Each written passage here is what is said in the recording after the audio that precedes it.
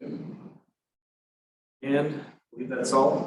Turn it over to our guest speaker today. Dawei Feng is an assistant professor in material science and engineering here at UW-Madison. I'll read a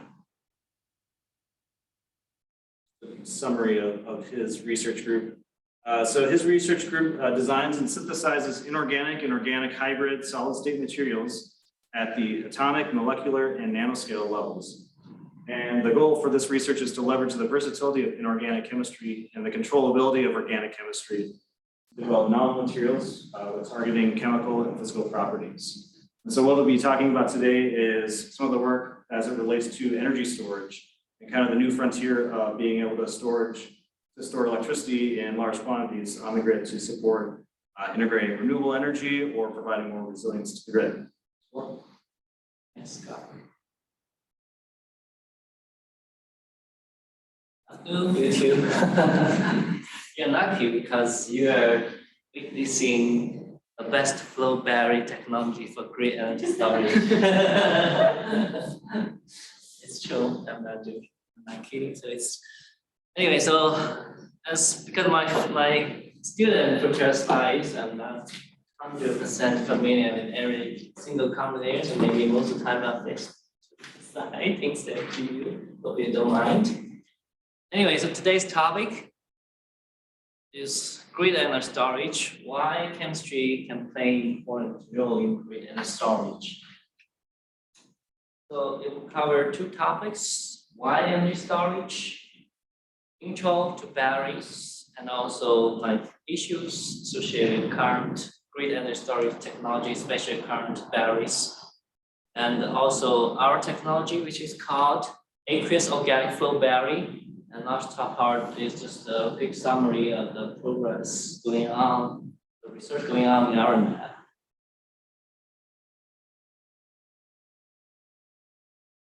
Why energy storage? Energy storage, there are like multiple reasons. One of the reasons we have this target, right, to reduce greenhouse gas emission. Here, doing that is to use renewable energy resource in the future. You can see there's a different targets for different states, and especially for those states with large populations, this effort needs to be much improved. We have to move to renewable energy to make air cleaner.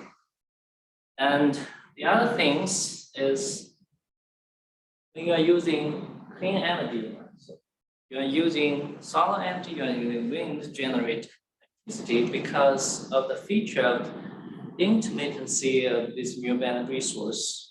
We should introduce that soon.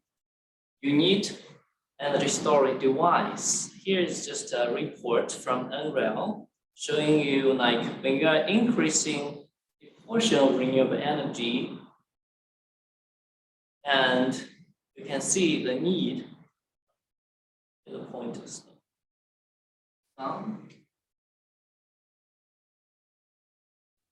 It doesn't work well. Yeah. You can see on the right side, when you have more renewable energy, like the portion of energy storage equipment or device needs also increasing. Like you can't use 100% of them right away when electricity generated. So this is why when you are using wind and solar, right? You don't have wind and solar energy 24 hours a day. We have a few hours, 10 hours at peak time, sometimes come, sometimes gone. But you need to use electricity perhaps at, like there's a pattern where it's a peak time for you to use electricity perhaps at daytime, like noon or afternoon, and midnight. There's no ones, not many people are using electricity. So you have the peak of using electricity, and you have the peak of generating electricity by renewable energy resource, including wind and solar, and they don't overlap.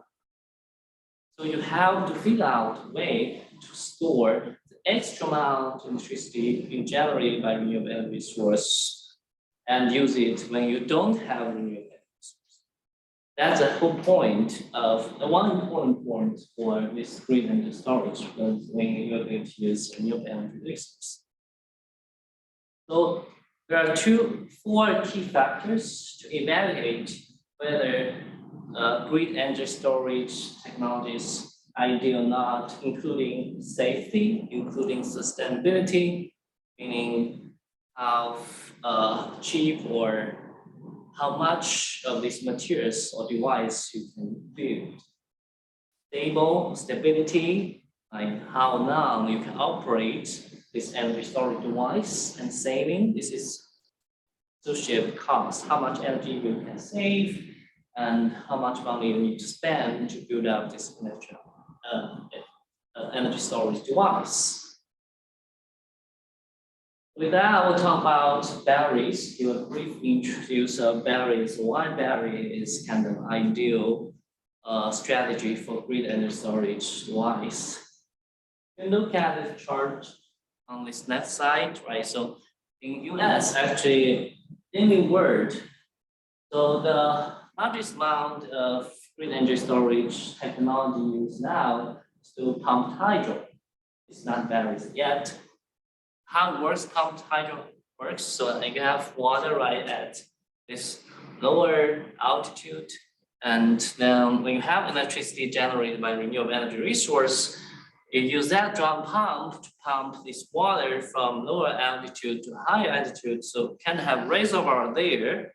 So at night or at a time when you don't have any renewable energy resource, then this water flows back to regenerate electricity. This is how simple it works. But the problem is, well, this pumped hydro technology, you don't always have such huge amount of water everywhere, right?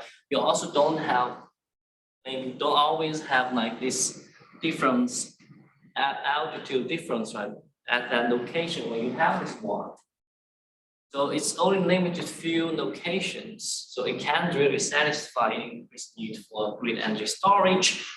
So the features of battery is so good because it's modularity. You can put batteries right here, there, everywhere you want to use it. And it's fast response time. A pumped hydro takes time to happen, but battery response like a few seconds, minutes. It's fast. So you need to install it right away. You want to use it right away. And the other thing is like a cost down with EV scaling. What does that mean? You can see the cost of battery has been decreasing since 2010. Now, right, it's by 80% from 1,000 to now. This point is 150 per kilowatt. It's decreasing, but also it's kind of reaching a plateau here.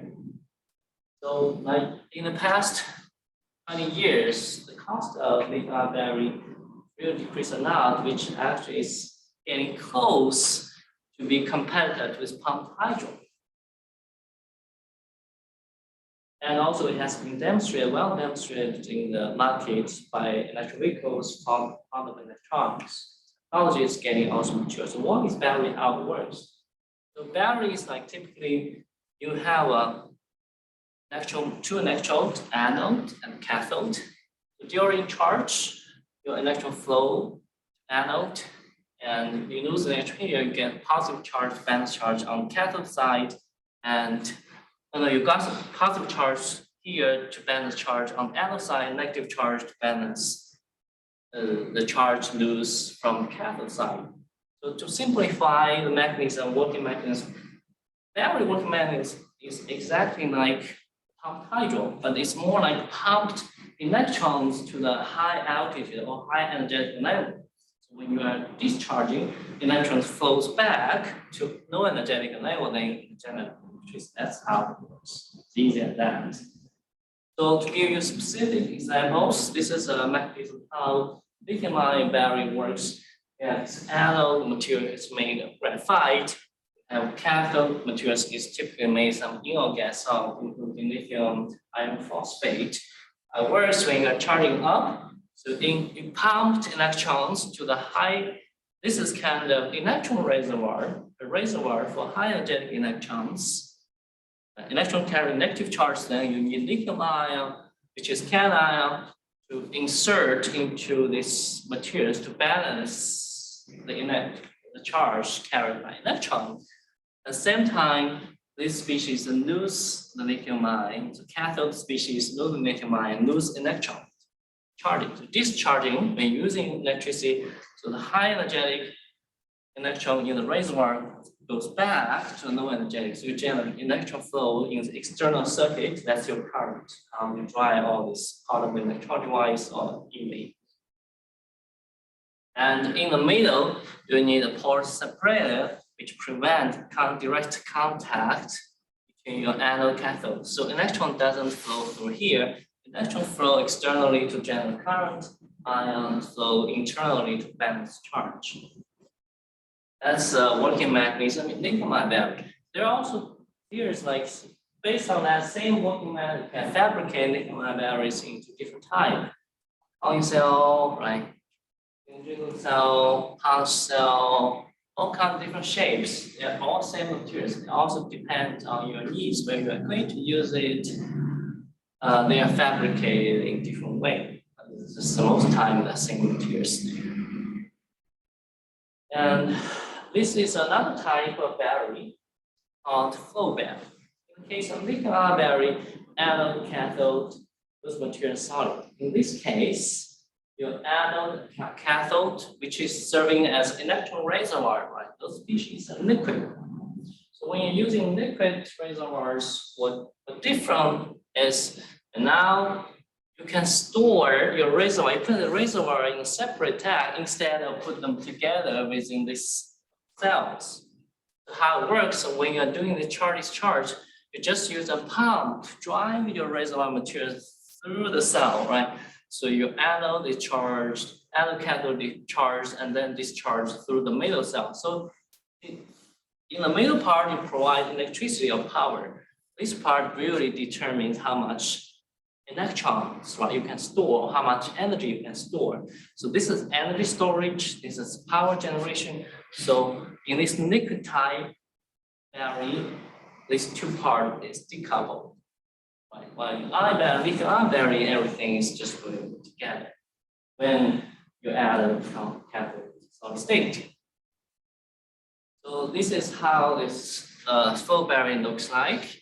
Small scale in the lab, you can see this is your power generation part, this kind of cell, kind of like lithium-ion battery, but because of fact, anode, cathode can flow, so you have this reservoir decoupled here. They can flow through and charge and discharge. So you can make a stack as huge as that. You can also make the reservoir as huge as that. So they can be both used for grid and storage. Grid means large amount of energy you need to store. So because lithium-ion is very small, right? So you need just to pack like thousands or millions of these lithium-ion batteries, small like cylindrical cells together. You can see small cells. And full battery, you just need to pack the stacks and those reservoir huge stacks together. So this internally how it looks like. And externally, you want to just see box, a box of ion battery, a box full battery look like the same. But really what differentiate these two technology is the fact, like whether you can decouple this energy and power supply. What does it mean? So if for lithium battery, because everything is coupled together, put together, so the energy storage, the amount of energy you can store, the amount of power you can generate is always fixed. There's fixed ratio. That fixed ratio typically 6 hours. Meaning whenever you can run this battery, it only can supply electricity by 6 hours. That's it. So the more energy you want to store, the more lithium battery you need. A full battery differently.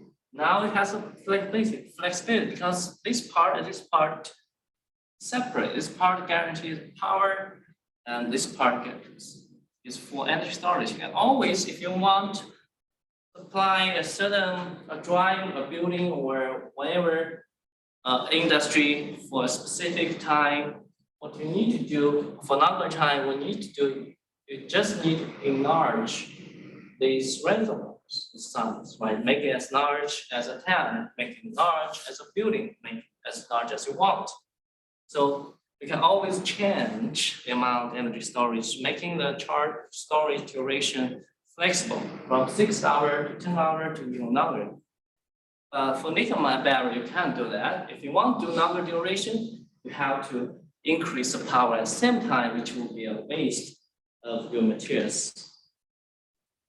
So issues with current technologies, mostly are focused on this batteries. Key points, like we mentioned, for grid energy storage. So chemistry must be compatible while considering this ideal storage features, like this 4S rules, right? It has to be safe, it has to be sustainable, it has to be stable, and has to save energy eventually. So to make that happen, you need to consider compatibility between these key components within the batteries, including anode materials we mentioned, right? One side, cathode materials, another reservoir. And electrolyte things containing ion species, so your ions can diffuse through that discharge when you are doing this charge-discharge process, and a membrane that allows you ions to diffuse through, but at the same time, it's insulating. You put the membrane between anode and cathode, so you won't have this internal electric flow. You won't cause short between anode and cathode. So you need to do different chemistry to make sure all of these 4 key components are compatible. Eventually, you can make batteries that can be safe, sustainable, stable, and safe. So this is just an example showing you lithium-ion batteries, feature of lithium-ion batteries, and the current state lithium battery technology. The pros of lithium-ion battery, like we said, it has already been up demonstrating in market in the past 20 or even 30 years, actually, really. Lithium battery is modular, right? You have these small cells, cylindrical cells, right? And you can move here, there you have battery stack. There's not restricted by location. Mass production apparently being demonstrated. And also the efficiency, energy efficiency of lithium battery also high, 90%. What does it mean? You use 100 electricity, charge battery up, you can withdraw 90. So that defines your round trip efficiency. The higher number, the better. Pump hydro is typically around 80. Lithium-ion battery is 90%. But also the other thing you can see, even though the projecting is this is a projection of lithium-ion production. You can see eventually you will need more and more lithium-ion battery, but most of them will be used for EV instead, electric vehicle instead of grid and storage, right? The portion is this blue portion here, no, not blue portion. This yellow portion is still small. The reason is because lithium battery is just too expensive.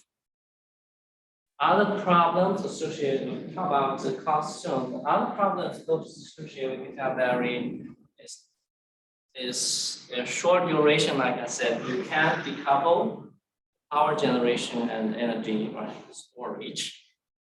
So you have this short duration, typically smaller than 6 hours. Supply chain issue and also safety issue. You will see on news recently, fires, explosion happened for not only lithium-ion grid energy storage stations. Supply chain issue is especially an issue for states. So like a lot of these key elements included in lithium-ion battery, including lithium, cobalt, nickel, they are not mined in the States. Other countries, like nickel, most of nickel is in China, lithium, I forgot which country, cobalt is for Africa. So none of this mainly produced in the States. We relied on import, and you can see because of that, the price of lithium-ion battery is very unstable. There's huge fluctuation depending on many things, depending on policy of the countries, many things. But the common things, all the grid elements are just too expensive for grid energy storage purpose.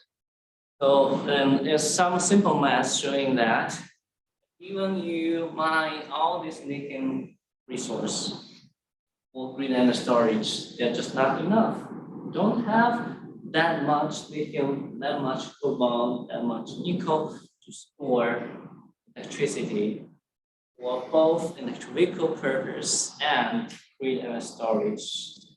Especially when we are eventually switch to 100% renewable or high ratio of renewable energy resource. So this is about back to slide. Yes, Jenny had a question about slide 20 of the pictures. Okay. Jenny, what's your question about the pictures?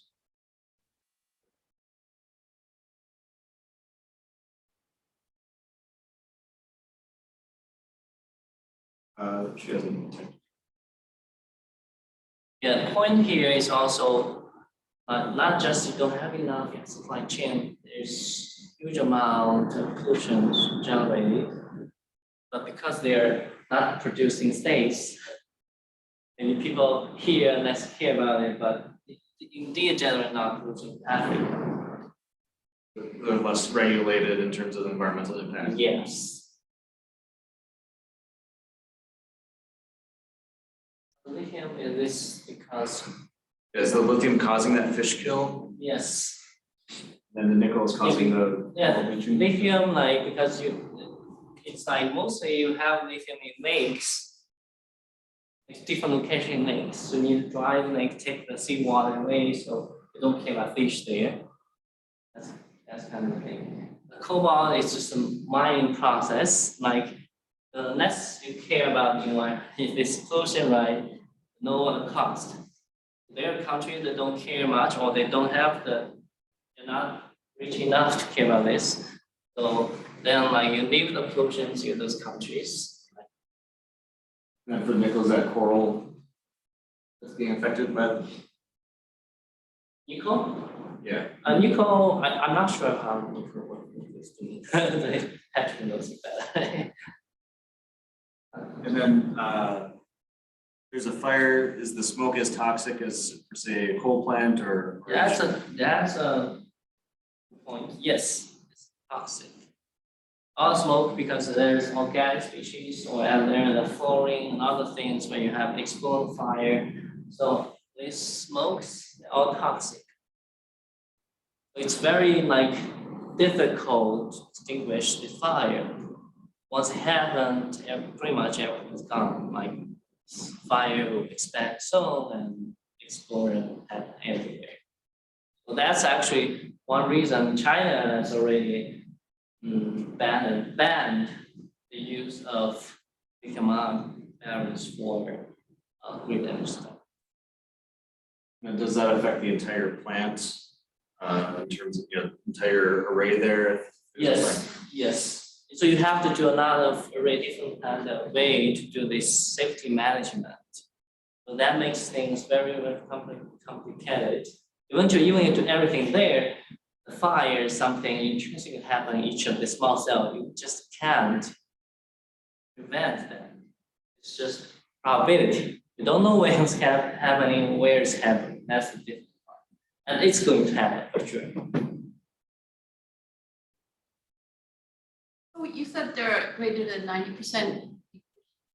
Right. So do you mean the energy coming off of a wind turbine or solar panels? 90% Yes. storage of that? Yes. And where does it lose the 10%? 10%. It's complex, but one of the major is when you are doing this.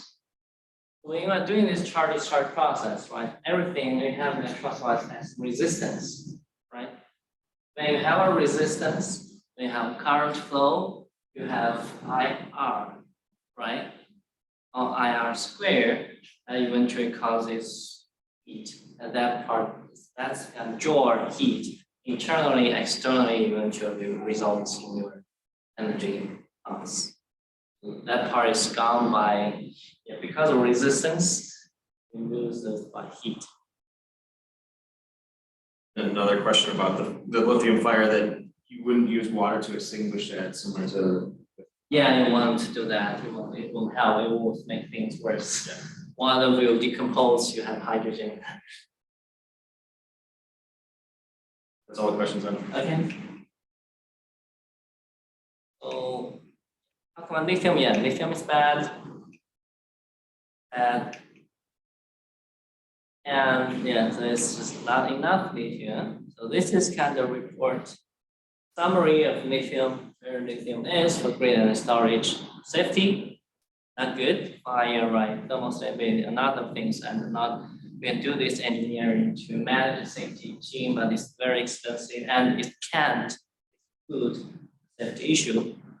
Sustainability, right? We know F definitely not good, and stability. Lithium-ion battery cycle stability is rather good. You can achieve more than 10K cycles if it's the best couples. And saving, these are the things, because it's only cheap now, supply chain or supply is well established, but even that, the cost of lithium-ion can satisfy the needs for grid energy storage, because the whole point of grid energy storage is to save electricity, right?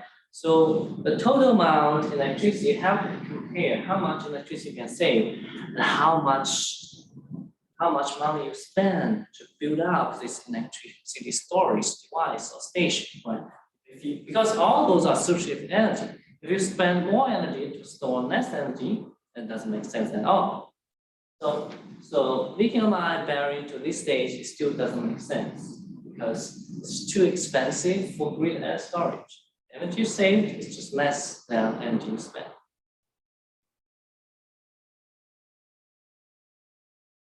So here's another case. We talk about flow barrier, right? So flow barrier, standard flow barrier is called vanadium-ion batteries, vanadium flow batteries.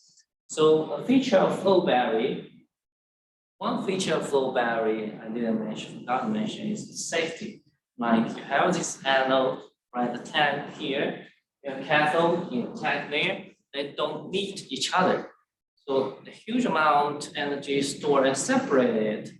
Your charge discharge is in the middle stack. They have nice amount of energy. Even if you have a short, whatever happens, heat, whatever released in between, small amount. So that's a key point. The key selling point to flow barrier is safe. There's never fires explosion happens flow barrier because of the fact that separated. And the liquid used to dissolve those cathode anode species in water. Instead, lithium-ion we have a flammable organic solvent. So the vanadium flow barrier, feature of vanadium flow barrier is low capacity loss because anode, cathode, it's a complex thing. Anode, cathode, the same materials. We'll talk about soon. And it's also modular. Right? You can just scale up this tank, scale up these stacks. And long duration, I would say, you can make the tank very, very large. So you can exceed 6 hours. But problem you can see, so when you extend the charge or energy storage duration from 6 hours, 4 hours to very long, the cost of lithium-ion battery, the cost of vanadium flow barrier doesn't change much. That's because to store that much materials, energy, they need that much materials, right? The most expensive part in those energy storage devices is the material. So material price is constant. That's why their cost doesn't change. The things is different if you check about pump hydro and other flow barrier technology. Then your raw materials, like the water, like sulfur, less expensive natural material, much cheaper than when you are going to store more energy. Meaning you're going to use more materials.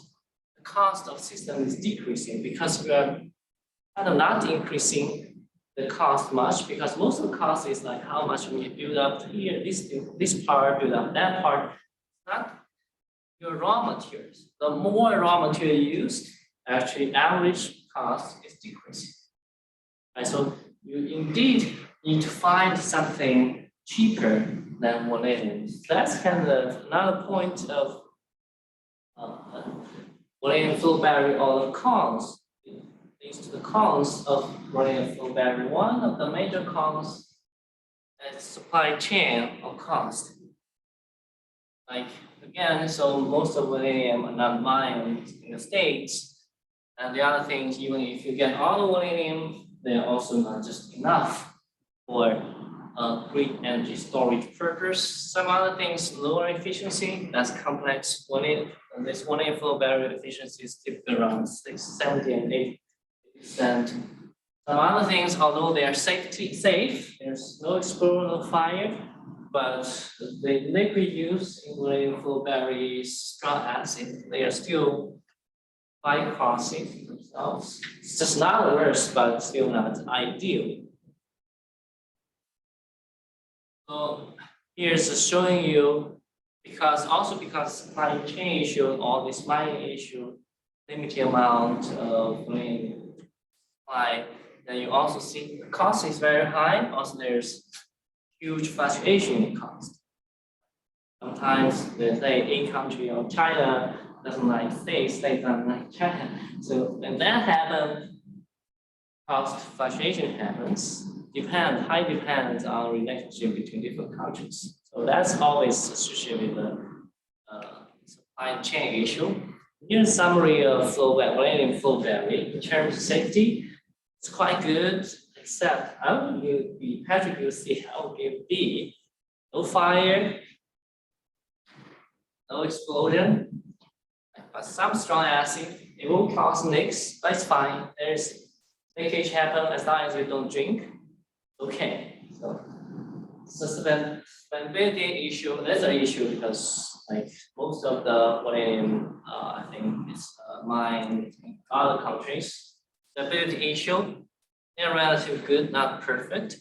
Saving because it's just too raw material cost is too high while energy efficiency not enough. So it's not really saving energy. So you are always spending more energy to build up this energy storage stations. So eventually, vanadium, even though it's state-of-art modernized flow battery technology, it's not going to be used because it's just too expensive.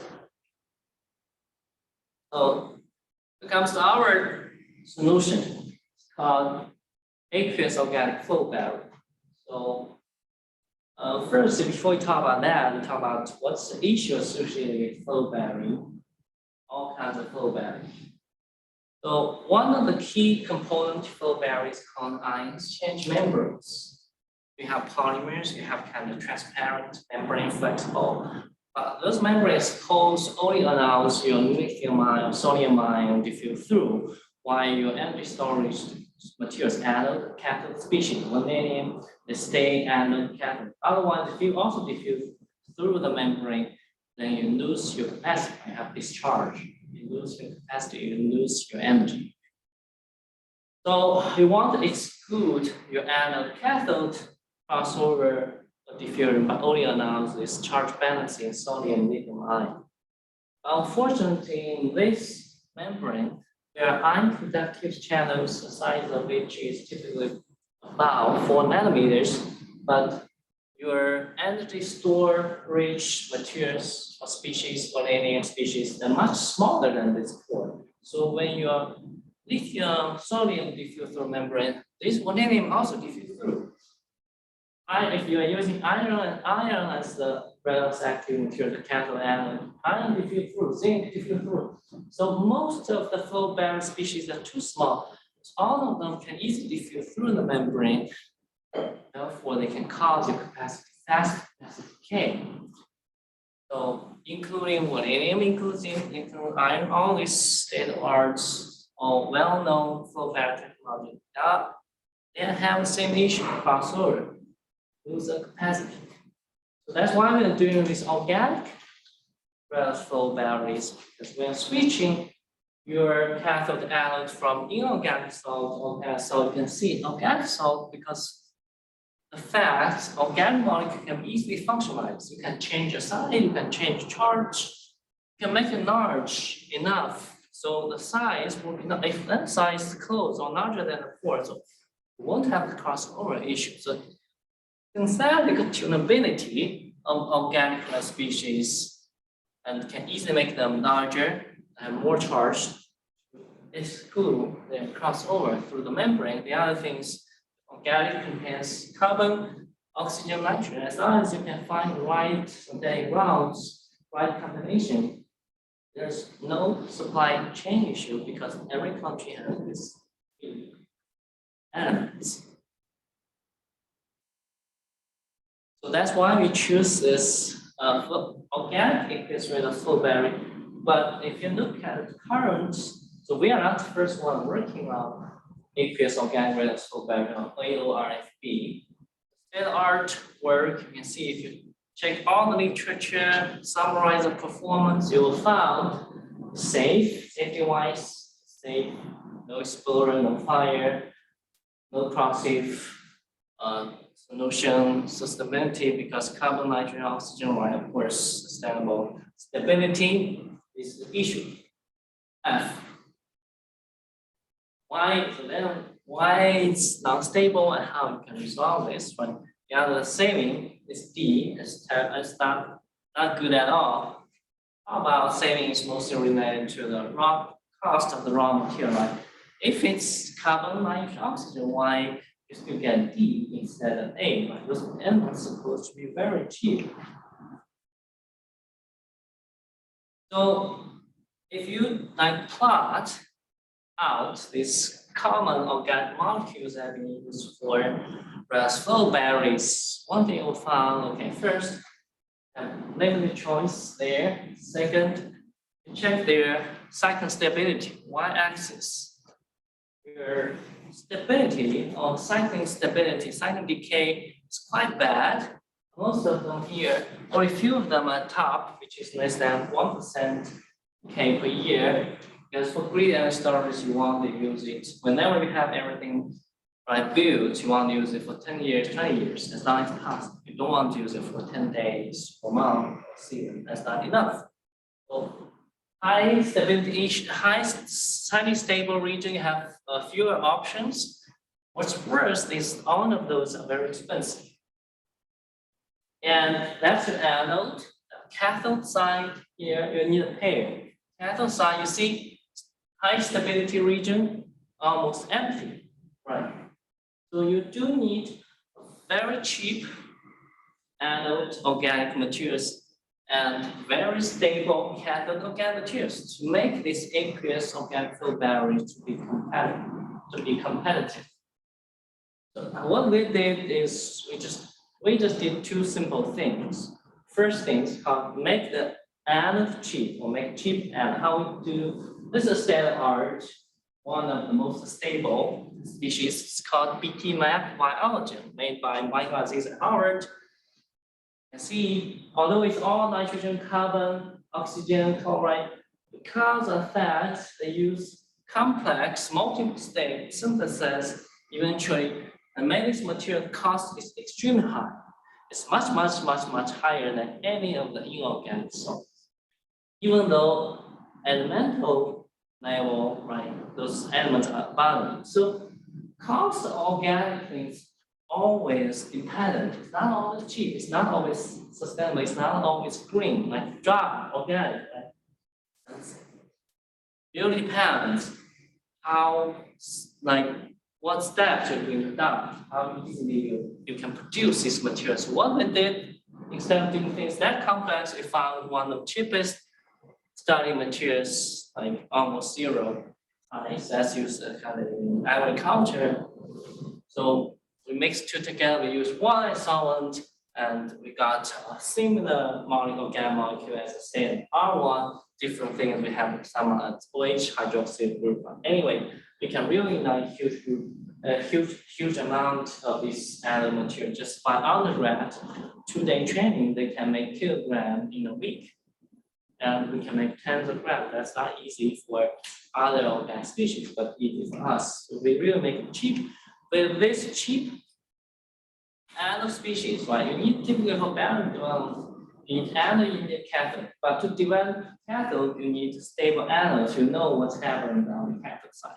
So with cheap, stable anode, we can now explore doing this chemistry science to identify a stable cathode. Right? If you look at the chart, there's no stable cathode.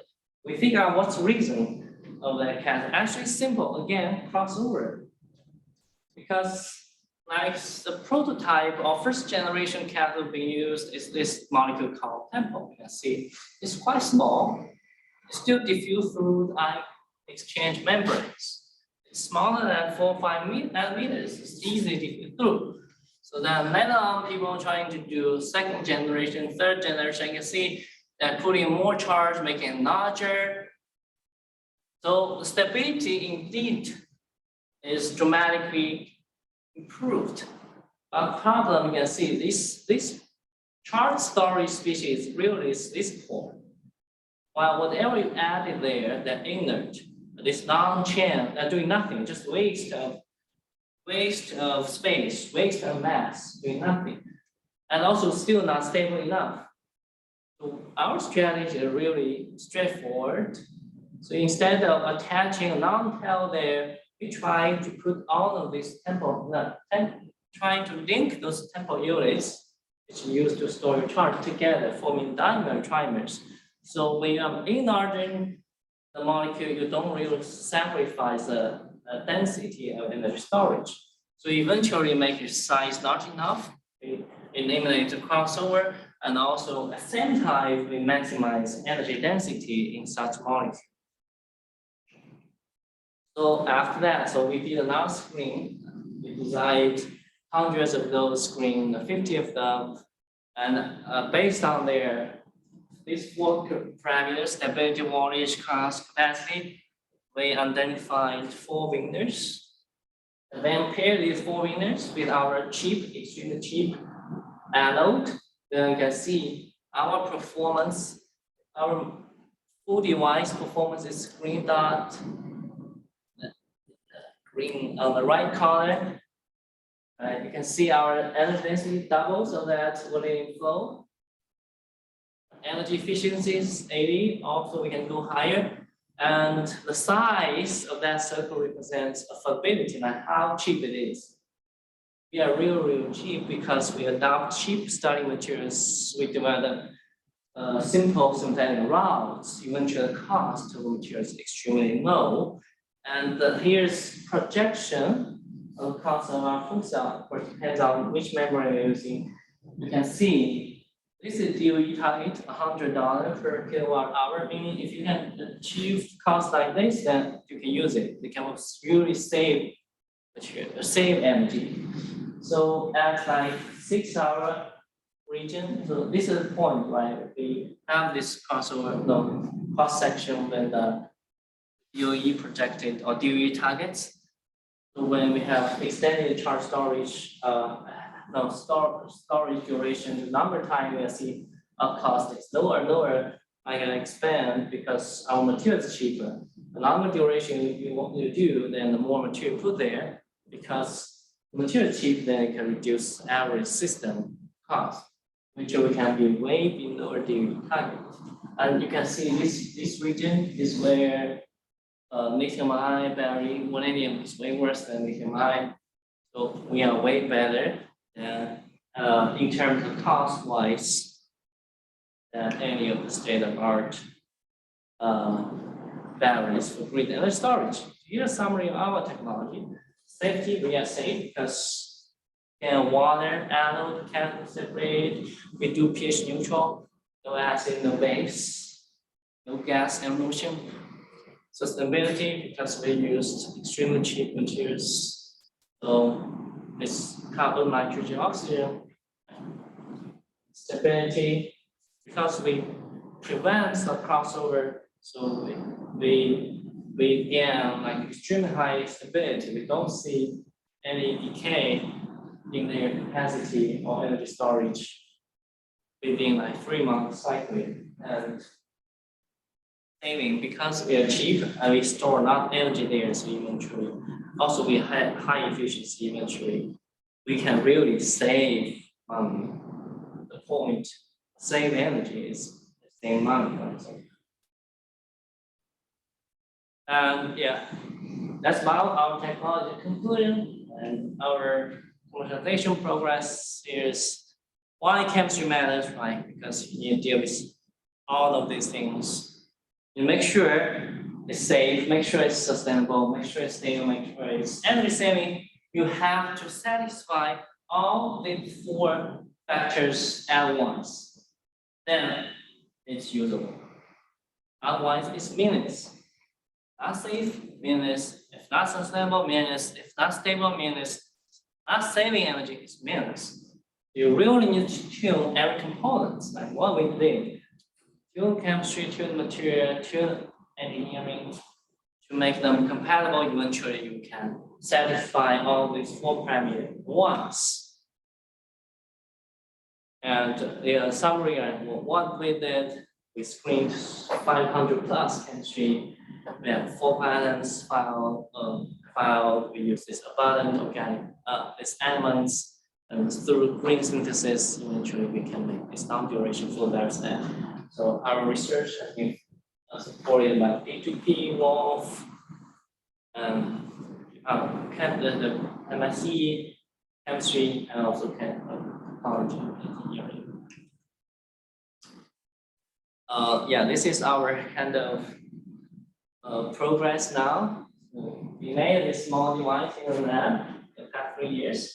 Now this is Patrick, lead this research effort, made all the slides. And yeah, this is a kilowatt battery stack. We have been running this one. And we are also trying to do a large scale production on organic species. We can do tens of kilos, but now we're trying to do ton scale. And eventually, next year, we hope we can have our prototype minimum viable product MVP, like maybe 30 kilowatt battery stack, this kind of size, so we can do real life demonstration. Yeah, our company, startup company, led by Patrick, it's called Flux 12. Flux is flow, and 12 is atomic mass of carbon, which can be represented by using organic technology. Okay, so yeah, so impacts, right? So eventually, ideal grid energy storage encourage energy equity security for sure every country, right? Creates high quality clean energy. That's a job opportunity. Especially if you want to make it cheap, you need to establish supply chain domestically. So manufacturing of battery stack, production of chemicals, there will be many job opportunities created, right? And of course, ease dependence on this international supply chain, especially with raw materials, because you can always get carbon, nitrogen, oxygen everywhere in the States or in every country. So that's all. Like, if you have any interesting collaborating, we're just starting our things. Patrick will graduate next summer. He will be independent and fully run our battery. So our battery startup company. So at that time, or even at this stage, perhaps we need like some other support, either from scientific side, science side, or social and policy vision and commercialization effort. We need business, not of help, but we need many partners in the future, because we know we are going to be the one who's going to solve energy storage issue in the States, perhaps also in the world. Okay, I think that's all about today's talk. You have a question on mine first. So Doug asked, is this alternative being considered for any of the commercial grid battery projects that are being proposed currently? So I guess is your technology, and are there other groups or other companies that are doing the same sort of technology? Yes, there are a few other startup companies, like from one I mentioned from Harvard, and some from MIT and other research group. But since it's not public, their technology is Okay. So most of them they're just liars. They don't really show, and they're just bad. Most of them just have one side for battery. Anytime you need anode cathode, most of them only have anode or cathode. So how they do? They use infinite amount of the other side. So it looks like they're stable, but it's just not fully wise. Some of the technology never show any device there or data there. They just say, okay, I use iron, sulfur, cheap. Come on, so please, you see 4 parameters. Cheap is not enough. Cheap useless, right? You get solid oxide cheap. It's useless. It has to be, you can at least run the battery, right? Show stable performance, show you are saving energy, right? Show there's no engineering issue. They typically hide hundreds of problems under one selling point, let's say, almost cheap. We are not just cheap. We are also stable, extremely stable. And we also store the largest amount of energy among all the flow batteries. Since you're really only using water as your liquid, what are the storages usually made out of? Can they be made out of pretty much anything, or the storages of the liquid for the anode and cathode? Is there any material in particular you have to use? Yes, sure. So water is a solvent, right? To dissolve this species, like salt, sodium chloride. You make solution, you dissolve sodium chloride in water. Water is just the solvents dissolve those. Really energy storage species are these species. So these species, they can be charged. This is cathode, that is anode. They will lose electrons, gain electrons. Those two, they just serve the same role as graphite and lithium-ion phosphate. They are kind of electron reservoirs. Push electron up, and then it flow back. These are your active species. In terms of the tanks themselves, or just more? Yeah, but yes, I guess so. The tanks themselves can pretty much be anything, right? Because what are those? Are those just glass bottles? Yeah, tanks can be anything. Tanks just be plastic, anything, any size, any material works for us because they are not toxic, neutral. The key thing is really these molecules, one's anode, one cathode. These molecules store the charge. Question online, can you comment on, maybe not just for your technology, but for the other technologies, the management of waste products and, storage of it at the end of the product life? I know there's concerns about what to do with, the waste lithium-ion batteries once they're. Yeah, so, our other technology, this is actually this is a very good point. This actually depends on which technology you're using. So lithium battery, recycling of lithium battery is still very difficult. There's no way to deal with it yet. Many startup companies, but far away from doing it in a cost-effective way. The way you are recycling lithium battery, all this lithium, cobalt, nickel, energy cost is higher than you. That's a step. No way. I don't know what's the way. Everyone's still trying. But because you need lithium battery, you need to really assemble small cells, right? Separate everything. So it's very difficult. But full battery is different. The different things, now you have huge tanks, right? So anode, cathode, they're stored in large volume, right?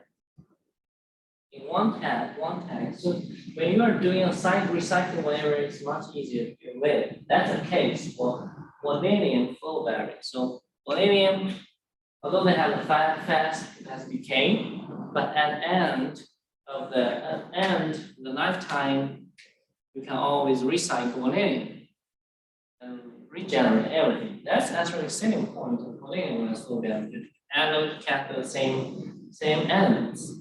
Eventually combine them together separate.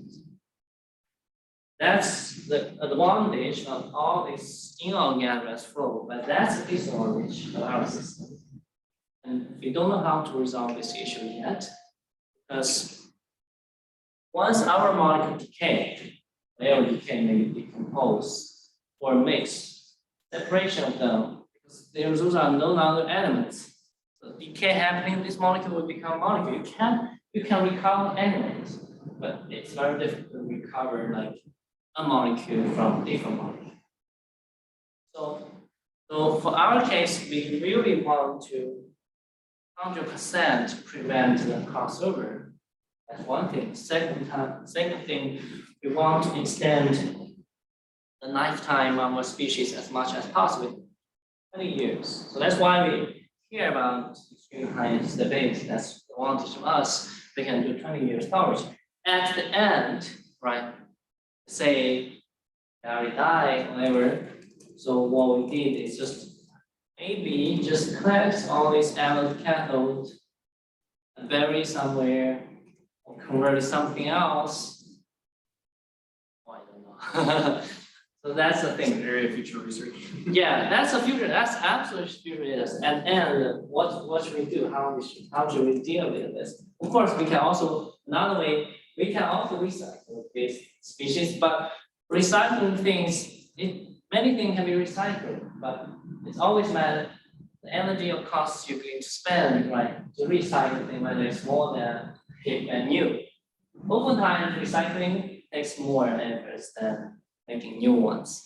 So you have to do like careful comparison, but of course that depends on how your recycling technology evolve, right? So that's absolutely one of the most important thing grid energy storage devices battery have to consider. Not just us, every battery has to face that stage, and that's going to be one of our most important research topic in the future if we can reach.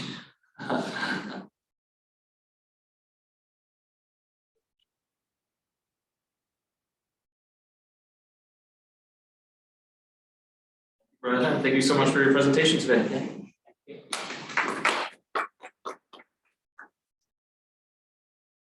And we'll be back in 2 weeks for a presentation on renewable energy on Native American land.